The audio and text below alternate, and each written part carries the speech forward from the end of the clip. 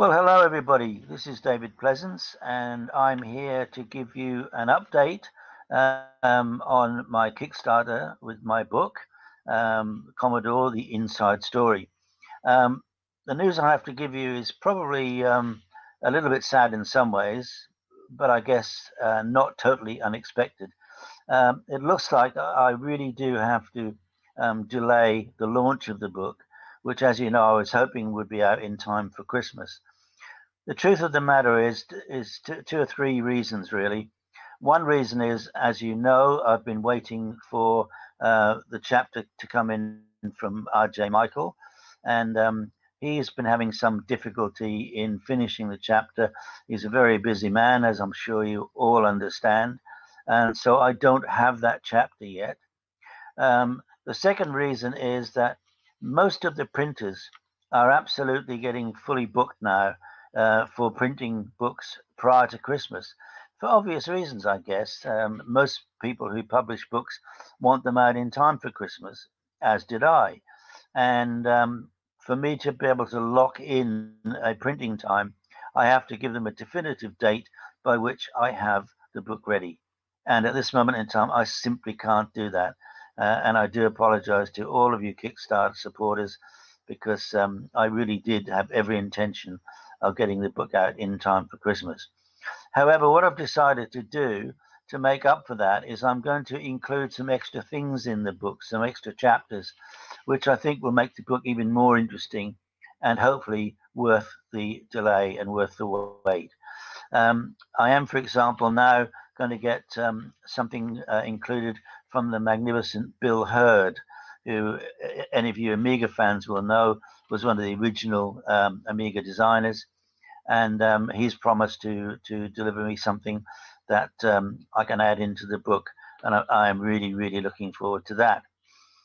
I can also confirm that I'm getting a chapter to come in from the incredible Francois Lyonnais, who, as I'm sure you know, he's the author of Amos, which so many people used in their early days to get into coding and so on and so forth. And his story is quite incredible. I do know his story because, as you may or may not know, Francois actually works with me now in Friend. He actually moved all the way from Montpellier in France. He's moved to Stavanger in Norway. He actually sold his apartment so he could be in Stavanger so that he could work with Friend. Anyway, he has promised me a chapter which I think everybody is going to really thoroughly enjoy. I've also been in touch with a gentleman by the name of Stephen Jones. Now, some of you may or may not know about the UK initiative, which was the Amiga A1500, which was an initiative which was created by Kieran Sumner, and that happened a month or two after I actually left Commodore UK and was working in Switzerland. And so I really didn't know anything about the Amiga 1500, and yet I was asked many times about it. So I've got Kieran to write a chapter, which is ready. However, the Stephen Jones has contacted me, and apparently he also produced a product called the A1500. His product was called the Checkmate Digital A1500, and it was an upgrade from the Amiga 500. So I'm getting the information from him, and I want to include that in the book because I think that is also a very interesting moment in time in the Amiga history. I've also been in touch. Unfortunately, I can't confirm as yet that these people will, in fact, submit other articles, but I hope they will. I've been in touch with David Archambault, who most of you probably don't know, but he was working for Commodore Inc. in Westchester, USA, while I was there as one of their marketing people. And I've just managed to get hold of him. I've been chasing him for a very long time, managed to get hold of him. And I'm hoping that he will contribute something. And last, but certainly by no means least, Tim Cheney, who, as most of you may know, was head of Virgin Games.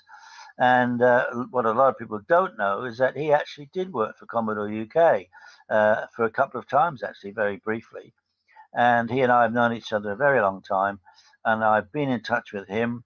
He currently lives in Spain, but I'm hoping that he may contribute something also. So anyway, the message is, please forgive me for running late with the Kickstarter book.